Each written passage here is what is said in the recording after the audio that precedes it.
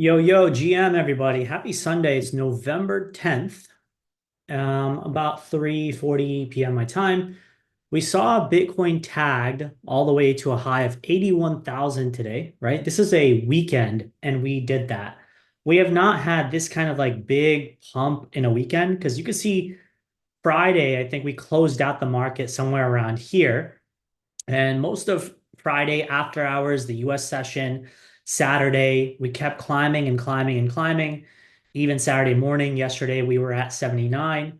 And then now, Sunday afternoon for me, we are pretty close to that $80,000 level, right? Which is an incredible feat because it just goes to show um, how long BTC has been consolidating, right, over this little past, you know, 2 or so weeks, 2 to 3 weeks in this area prior to this new all-time high that we had in March.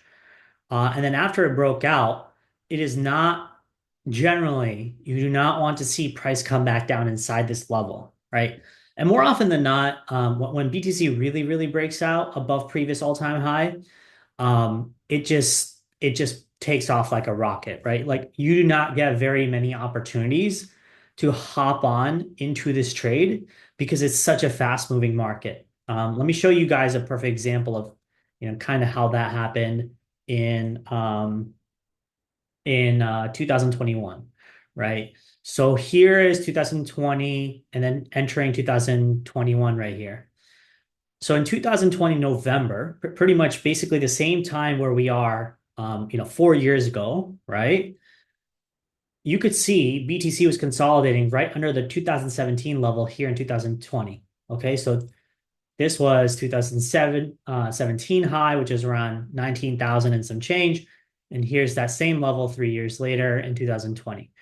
And we spent about a good 3, 4 weeks right around that level. And once we broke out, it was just 4 weeks of straight upside. And Bitcoin went from 19,000 to 38,000. So basically 100% in a span of 4.5 weeks, right? So basically 1 month.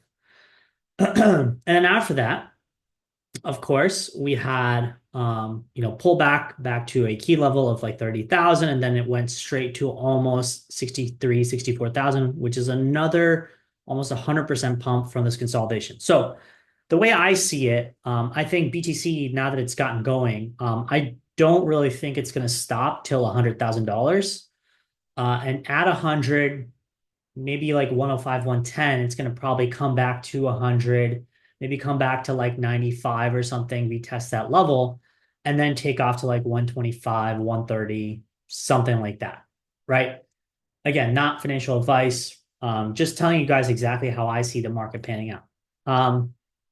Something that I've talked about many times is once a market breaks out, especially in crypto, okay, you do not want to fade or short these markets. No matter what, if you think it's a top or you think that there's some, event going on in equity markets or recession news or Iran fears or whatever, right? It is extremely difficult to topple a market of this magnitude unless something really catastrophic is going on once a breakout has ensued. Because what you ideally want to do is you want to hop on the train of this momentum, and you generally do not want to let go until that momentum just feels truly, let's just say, euphoric and truly just absolutely mental.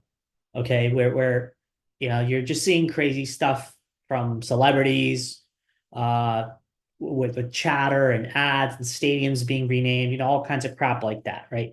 And I don't see any of that right now happening with BTC here. And so with Bitcoin, I think it's abundantly clear that, at this point we have a clear breakout, in my opinion. I personally think it would take a heck of a lot to send this thing back down from here. I don't even know for what purpose that may happen. But for now, we have to assume this is a breakout, right? That let's just keep it that simple. And so for assuming that's a breakout, you can kind of do, let's just say, extensions of price simply based on the 2022 bear market. And so a 1.618 extension for BTC is approximately $101,000. Okay. Like, for example, if we did a 1.618 extension in the 2018 bear market, okay, 2018 and 19 bear market, that extension took us somewhere close to about a 3.0 extension. In fact, probably closer to like a 4.0 extension. All right, let me see exactly how far that was. Let's change up the fibs and see if we can throw on a 4 fib. Yeah, as you can see, the 400% extension from the 20K high down to the 3,100 low gave us a 4.0 extension to the upside around 69,000 and some change. So I don't think we're going to get a 400% extension this time around, maybe like 200, maybe 250. I guess, well, I don't know. I mean, a 4.0 extension to 225 is definitely high. It's not super high though. Yeah, I mean, somewhere between like 2 or 3, I think it can happen. Like we could do something like this drawn out like somewhere in, ignore the dates at the bottom. I'm just saying like, in general, it could be something like this, like that, several months, pull back, pull back, pull back. Again, maybe we begin 27, 2028, something like that, right? That's possible, and then obviously 4.0 to 6.0 extension, which is around 350. I think those are plausible targets. Okay. All right. I want to show you guys one thing, an indicator that I like to generally use for just extension targets. And this is the pi cycle indicator. Let's throw on the weekly chart. So the pi cycle indicator it's pretty solid. Like initially, what you're generally going to have is Bitcoin tapping the Bitcoin high long MA. These are just like extension moving averages. And so, that high long MA right now, this white line is somewhere around like 125, right? And as we saw earlier, 120, 125, those levels are somewhere around, what extension was that on the fib? Yeah, somewhere around the 2.0 extension, right? So if price starts to rip up, probably by mid-December, late December, we can, probably get to about 121K. Which means that we tap the 2.0 extension as well as this high long MA. All right. That's my general target initially. After that, so one interesting thing about BTC is, as you can see, it does have this sort of overextension when it starts shooting out.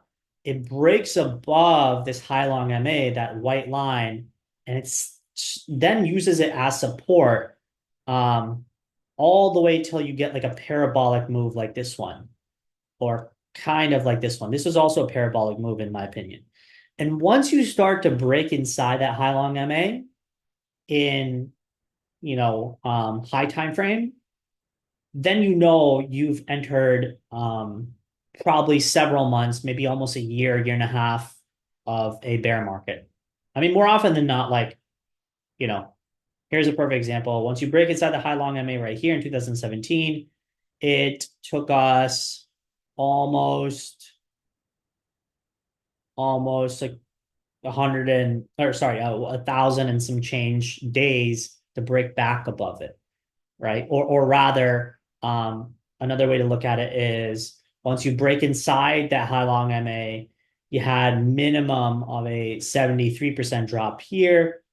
You broke inside the high long MA right here, for example, and then that drop took about 69%, so 73%, 69%. But the drops over time may get slightly shallower, but it won't, in my opinion, change the length of time and a decent pullback once you break back inside. But for now, we don't need to worry about that, right? Like I think right now what we're really entering is an extremely positive bullish cycle, a very positive catalyst.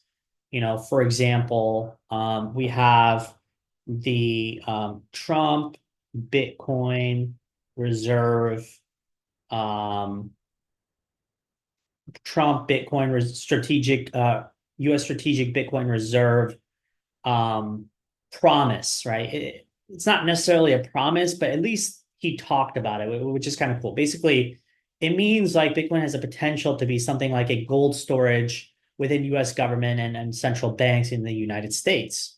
And so what does that mean? Well, Trump or RFK, some of the presidential candidates, they stated like, they would like to acquire basically, almost 4 million Bitcoin um, over the next like 10 years or something, or next 20 years or something, right? So that just means like you have effectively a higher floor or an infinite bid until those 4 million are acquired.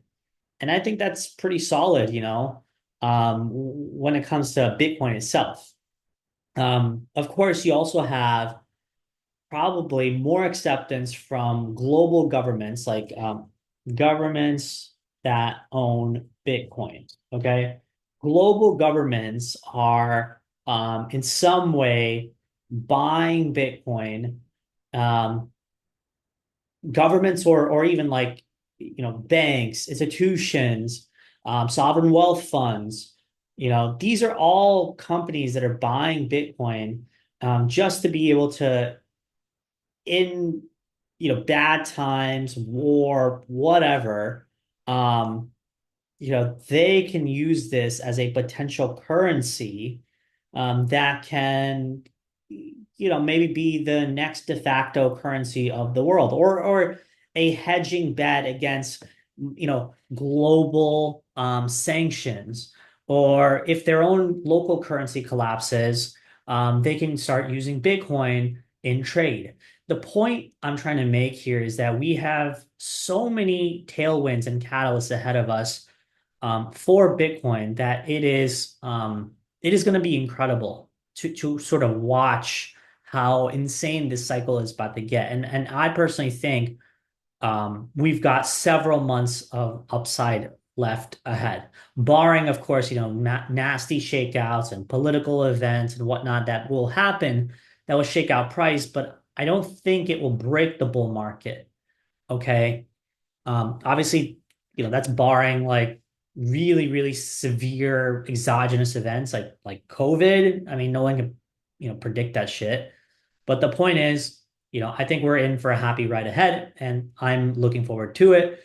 Um, I've not been so great at trading this chop for the last several months, but the one thing I'm happy about is, having Bitcoin in, my long-term hardware wallets, which I don't ever really want to touch. I like trim it maybe near the highs, and then sometimes if I really, really see epic sort of capitulations, then I will buy back some of that, right? But generally, I try not to touch it. I'll trim it, 10% here and there. But yeah, I'm pretty happy with my position so far.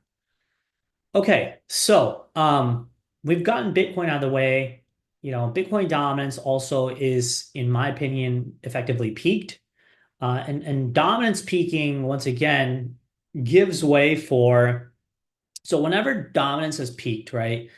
More often than not, you actually get somewhere around, I don't know, like a good 6 to 8 months of a bullish period for altcoins. Now, not all alts will go up, and they may not go up that much as the top performing alt either, right? But we try to do our best to put on bets in the market. And by the way, here's 80,000, right? You can witness it on the screen. It's pretty solid. Oh, we had it there for a second. Um, so the point is that, we can do our best to put on bets in altcoins. And I try to update, spot buy here as much as I can.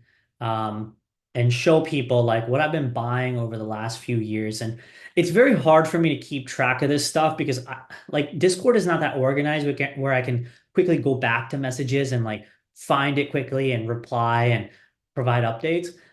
But the one thing I've done, and I was just mentioning this in chat, is that something that I try to discipline myself with is, sizing down a lot in altcoins. Um, because what it has taught me, what the market itself in crypto has taught me is um, generally, right, unless there's like an outright scam or there's a hack of the smart contract or the blockchain itself of whatever I'm buying, whatever altcoin I'm buying, the community around it can always sort of coalesce and rebuild, and the product can continue to grow.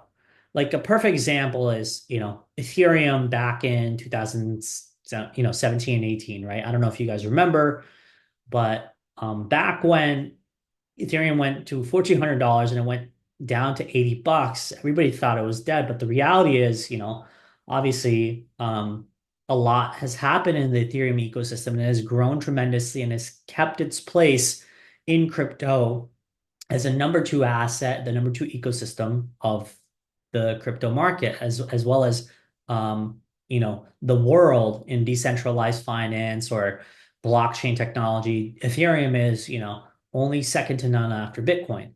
And then of course Solana, the same thing, right? Suffered major, major blows back in 2022, went from $250 down to almost $8. And then now it's back pretty much close to previous all-time high. And so what does that tell us about cryptos in general? Well, these are two exceptional examples, by the way. Like, here's a perfect example. Matic is an asset that is effectively, at the beginning of the cycle in 2021. Well, I kind of take that back because technically at the beginning of the cycle, Matic was trading much lower. Let me see if I can find Matic because I think it was trading it like at a penny or two pennies, something like that, something like ridiculously low. Um, Let me see if I can find it here. It used to trade really, really low, I remember. Um, this one, shoot. I really want to find the price chart when it was trading really low. Like here, let me show you guys CoinGecko, right? I remember Matic way back in like early 2021, late 2020. It was trading, at an insanely like low market cap. Okay. The price, as you can see here in February and January 2020 was the market cap was like, 159 million or something, right? Price was somewhere around 4 cents or 3 cents, as you can see. Okay. Matic is still trading 10x that. So what has this taught me? This is a perfect example of Matic and Ethereum and Solana, that when it comes to like prior bull cycles that started things, prices, can stay extremely elevated, even after like catastrophic blows and events to what may happen to the ecosystem. Okay. So Solana going from 250 to $8, or um, Matic going from, all the way to 280 down to 30 cents. Solana or Ethereum going from 1400 in 2017 over here down to $80. It tells me that there is some like staying power behind strong products, strong communities, and these things very rarely go to zero. And so why do I say that? Because there's sometimes, we get community members asking us questions, like for example, my Blur position, right? Um, I've been a little bit more disorganized over the past year or so, simply because like what I try to do is if I buy something, let's just say if it's not a large position, I just throw it onto like a MetaMask or a wallet, or even in, a centralized exchange. And I just don't look at it and I don't care about it, to uh to look at my position or how much I'm down or how much I'm up until I see either a few things. Number one, is the team continuing to build, right? Are they still shipping good product? Do they still have an active community? Are they relevant? Are they tweeting? Whatever, right? Or has the entire thesis changed, or has a team just rugged and have they left something, really, really drastic? Like a few days back, one thing that really, really scared me, which I had a massive position in it, massive for me, was DGen token. You know, it was probably my second or third largest position that I had, and I've never held anything that big, like close to what I hold in ETH or Solana, like I did DGen. And I held it for several months. Like I really, really traded in and out of that position to get my average entry down. But still, the team then announced, they're migrating the DGen L3 chain and they've had issues with their provider. And this is the kind of stuff I don't want to hear, right? Like migrating chains, moving providers. This is huge, right? These are huge, huge sweeping changes. And to be fair, like DGen is also a chain which has not really made me that happy in terms of its growth and scale. It just could not really like break out as a chain or as an application. So, you know, recognizing like, okay, something is clearly wrong. Team is not really shipping product that well. They're not able to like garner users, and now they're shifting chains. Okay, I better get out of this before, my 35% loss becomes like a 90% loss or an 80% loss, right? These are the few occasions where I don't mind cutting, no matter if I'm in a 30 or 40% loss. Because remember, it can get significantly worse, right? So I don't know what's going to happen with DGen, but I'll keep an eye on it. And same goes for many of my positions. Like I gotta really, really look back on, some of the stuff that I still hold. Sometimes I just throw it onto my wallets, whether it's a Phantom wallet or a MetaMask, Trust wallet, Soulflare wallet, whatever, right? And I just mark it in my Excel sheet and I just say, okay, well, I hold these positions, I'll try to figure out, maybe once a month or something to look back and see what's going on with the project. Here's a perfect example, a project that seemingly was trustworthy. Again, because it's low market cap, I only threw in 500 bucks. But still, this freaking thing's still rugged, right?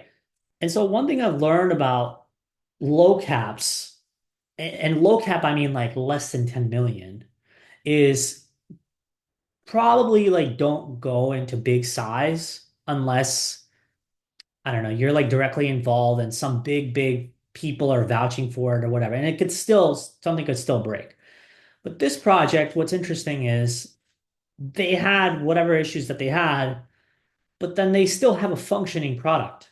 The token itself shat the bed, right? So if we look at Groot, okay, I lost, the 500 bucks. But the token is the product itself is still working fine. It's a Telegram product where you can do cross-chain swaps, right? So it's working fine. So it's like it makes you think that okay, well, I lost money, but I guess I wasn't fully wrong on the thesis. But regardless, I still lost money. Many things, same thing with Wojak. Like Wojak had $750 remaining in this position. I started off with 1,500, cut 750, somewhere around like 250 or 20%, and then left the remainder. And now I think this position should be up close to 2x, right? So basically, I doubled my money in half that position, right? Actually, no, it's not up 2x. Sorry, it's more up like 30 or 40%. But either way, stuff like that, like Tau, for example, same thing. I have a decent sized position in Tau, but I want to still see more out of Tau. Like I want to see more growth, more activity, stuff that they're doing on subnets. Like I want to see actual products come out of Tau. Like don't just tell me that, oh, you're an AI slash crypto product, right? Like that doesn't mean anything to me, but it's great. It's ambitious and I like it. And you can read more about it here, by the way. Um, but still, the one thing in crypto that I've learned over the past few years is um, take profits, right? Take profits often if you really need the money. Um, if you can do deep research and like you really, really trust a team and you have sized down your position where you can withstand, 60, 50, 70% losses. If you give it enough time, like 1, 2 years or so, at best, you can get back break even on your entry. Okay. That's a lot of like lost opportunity because you have effectively locked up that capital for the last, year or two or whatever. But still, like on the other side, you basically, break even and you don't really have to take on any losses, right? So, all in all, whenever I put positions in here, I try to do my best to just like hang on to them because somewhere along the lines, what I realize is I feel like I've done my due diligence in these projects and I'm not just buying, like I do trade memes here and there, but I don't trade them often, right? And I don't trade them in large size, like this one, for example, invested 200 bucks, got out close to about 1,000, $1,100, right? I'm also not that good at trading memes. So I know like never put in more than a couple of $100. This one I lost maybe like 150 bucks or something, right? Goat, I made a little bit of money, but obviously Goat went much further, right? I got out somewhere around like 36 or 37 and gold is now at 88. So I'm not going to win them all, and I'm not going to be able to sell the top. And all we're really going to have to try to do is try to reduce our losses to a minimum. And whenever you get gains, it's totally fine to just like clip it at a 2x or a 3x. Everybody wants those like 100xers and stuff, but the reality is if you do a 2x you know, like 5 times in a row. Okay. So say, for example, you start off with $100 and you do a 2x, right? So let's do that. Okay. So that's one 2x that you caught. And then you take that 2x and you flip it into another 2x. That's two 2x's that you caught. That's 400. Okay. 800. Okay. Oops. 1600. All right. That's now five 2x's that you had to just capture. And you just multiplied your money by 32x, right? Because we started off at $100 and now we're at 3,200. You see what I'm saying? Like this is the thing that people do not see the sort of magic in. And it is simply because I think crypto has kind of corrupted all our minds into thinking like everyone can catch, PopCat. Like I remember I had mentioned PopCat when it was at frickin' less than like 10 cents or something. And I totally missed that. But it won't stop me from once again buying into PopCat, even if it's at 50 cents or whatever, right? I'll take whatever little profits I can get here and there, So here in PopCat, like I'll show you guys PopCat, okay? Let me show you exactly how early we were in PopCat. We were early in PopCat and Whiff and all these kinds of memes, but the point is like it's very, very difficult to hang on to this stuff, and you don't even know which one of these is going to freaking be the next big thing, right? I used to think that about so many different altcoins. Like here's PopCat. Okay. PopCat was at 2 cents when I first mentioned it. Okay. Um, I took the opportunity in it. I was like, oh, this is 100%, I mean, I'll throw in like 50 or $100. Great. PopCat is now trading at almost a buck. What is it? Uh, let's go to the price. It's trading at $1.52. You know, that's basically what 75x or something. So as you can see, we're going to come across many opportunities like this. And with meme coins, I'm not going to really hang on to them too long. But with other spot coins, right, altcoins and stuff, like I don't mind hanging on to them for a little bit longer. Simply because I know that real products that I've done research in, have real communities, real revenue, real users, and it's quite difficult for them to just go to zero. Okay. Um, so yeah, I feel extremely confident about the current environment. Some of the things that I'm bullish on, of course, is Sol and Sol ecosystem. Like one thing I'm bullish on in Sol ecosystem are comeback products like whales. Whales, I think, is very, very much beat up. But the problem with whales, which I've found many, many times, okay, is that okay. So what happens in Wales is like, say you're staking right here, okay? You're getting a 38% stake rate from Wales in whale token. And that creates this downward pressure on price, which is very, very difficult to alleviate. That's my big issue with whales. But still, like, if I can get an opportunity, like, on leverage to lever up and, snipe whales here and there, like longs and, quick ins and outs, I would love to, because I think this thing can easily trade in a range, right? It can literally trade in this kind of range or probably until like mid 2025 until the stake rate comes down and then they also have like this they also have in their tokenomic structure like a bunch of unlocks not coming out for I don't know like end of 2025 or something, right? So the point is, you can have a very nice opportunity to trade whales, in range, right? And that could be solid opportunity. If it breaks out, by the way, like to me, the real breakout for whales is probably around above 37 or maybe 50. Okay. 50 is like a nice even number, right? You get above this level, you've now caused a breakout, excuse me. And then I think, we can test probably like a buck 52 and some change. Okay. But until then, like again, choppy, right? You can trade it in and out. Again, not investment advice. Jito, same thing. Very bullish on Jito. Actually, let me go over here. Jito's over here, right? Again, another Solana product. Remember, the one thing that you want to pay attention to right now in the current market conditions is Solana is trying to be the next Ethereum or let's just say flip Ethereum. Okay.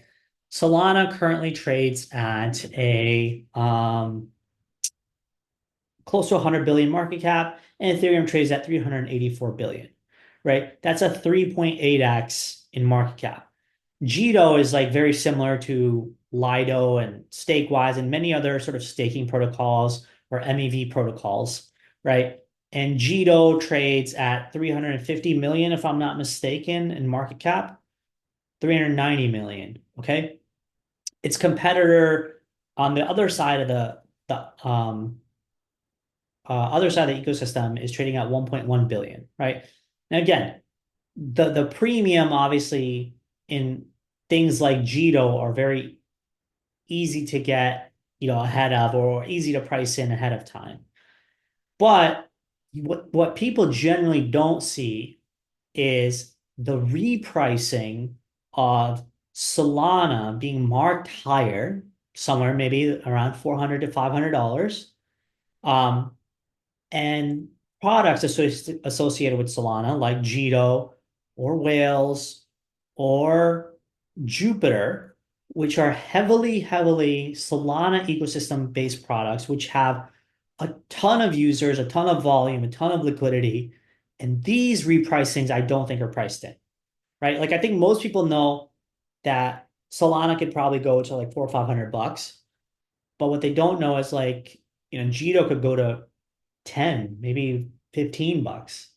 Again, not investment advice. I'm just saying like this could be the repricing that you see within the ecosystem products of Solana, relative to the valuations that we have on the Ethereum ecosystem side. Okay.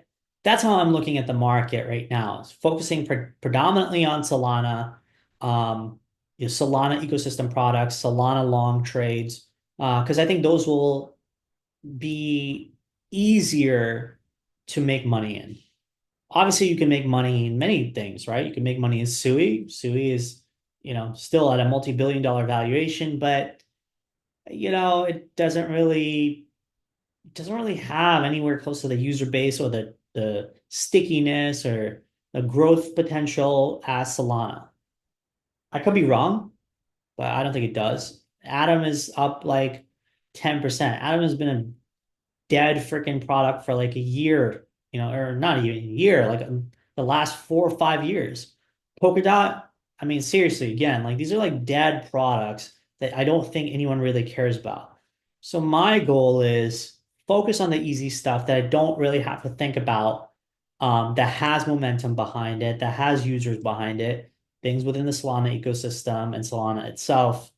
Um, and make my life easy. And then, of course, you have unique products like Tau in the AI space. Of course, people focus on meme coins like the Pepes of the world, the dog with hat of the world, or of course the rusty trusty, Doge, right? Doge is up 84% this week. This week, Doge is up 84%. Today itself, it's up damn near 27%. So what that tells us is like, the market is ripe with potentials and possibilities all over. Just don't focus on the wrong stuff. And if you get stuck in a trade and you feel like you're being outperformed, rethink very, very quickly, why are you still in the trade? Why are you in an asset that is underperforming? Like if it was a market where memes are kicking everything's butt, I would say, yeah, that's a difficult market and I wouldn't even want to touch it. But you have a market where the OG coins, even like an OG meme like Doge, which is the top 10 market cap, right? That is outperforming many, many things. Solana, top 10 market cap is doing extremely well in the current environment after a 6-month consolidation. Right. So these are the things that you want to be watching, and paying attention to. Okay. All right. Other than that, I mean, there's random stuff I watch here and there, like Peanut, another meme coin that really caught fire last week or last 2 weeks or so. It was basically this squirrel that this guy had in his apartment in New York or something, and some police officers came in and confiscated it and euthanized it. It was a really sad story, but you know, you have stuff like that. Goat, again, this is your AI meme coin. Cerebro, this is also an AI meme coin. I don't know if you guys know about this, but something interesting to be watching. Okay. Um, what else? In the equity side, I mean, MicroStrategy looks really good. I'm pretty sure MicroStrategy is going straight up to 300 and some change. Coinbase looks really, really good. I have a position in Coinbase and I'm super happy because goddamn, like this thing literally put in a probably like a 30% turnaround after the earnings call. So this was the earnings call right here, dropped to 174, and now it's up 55%. This is the kind of stuff that you want to see. All right. This is the stuff that I really love seeing where like, okay, this thing is ready to go. Okay. So feel positive about the bull market. Your only goal right now is to not blow up capital, not get rugged, not get scammed, hacked, avoid a lot of pitfalls and slowly and consistently make money and reduce your losers. Period. Okay. None of this is financial advice. I want to give you all a high level update on what I see in the market. I gave you guys, a couple of really, really top tier stuff that I'm seeing in the market. If I find, some new products, new narratives, and by the way, I constantly am hunting for like new narratives, right? DeFi, that thing's overplayed for like the last 3 or 4 years. Meme coins, very tough, basically like a lotto ticket. Solana, probably in your face, high reward, low risk ecosystem play, right? In terms of capital that you could deploy. Ethereum, same thing, but probably lesser reward, but very low risk. Bitcoin, of course, lesser reward, extremely low risk. So stuff like this, you will, of course, get good opportunities in. But other than that, I do keep my eyes to the ground of like exactly what I see new that's coming out. I don't really see that many new things that are coming out in terms of narratives, cool stuff like we had, the advent of DeFi in 2020 and 2021, NFTs, um, meme coins right now are the in thing, but like I don't know how to like I don't know how to pick the next frickin' 10x or even 50x, right? Because they move so fast and there's so many scams and rugs. So, you know, I guess like the best way to play meme coins is really, be invested in Solana because what the hell? I mean, all the great meme coins start off in Solana, right? So if meme coins do well, more meme coins created, or even if one or a few of them hit a multi-billion-dollar market cap, well, that kind of gets absorbed in Solana. Okay. WorldCoin is probably another one that I'm watching. Like Ton and WorldCoin are, Ton is Telegram ecosystem. WorldCoin is like the iris scanning thing. It's really weird and sort of futuristic kind of crap, but you never know. Like it might play out in the future. For now, it doesn't really have a great chart. On the week, it's barely up 23%. Whereas other things are up like, 50, 60, 70%, right? So clearly underperforming. Probably keep it in your, back pocket or back of your mind. Okay. All right, everybody. Let's see here. Yeah, I think people are starting to talk about Bitcoin. That's that. Yeah, that's pretty much it. All right.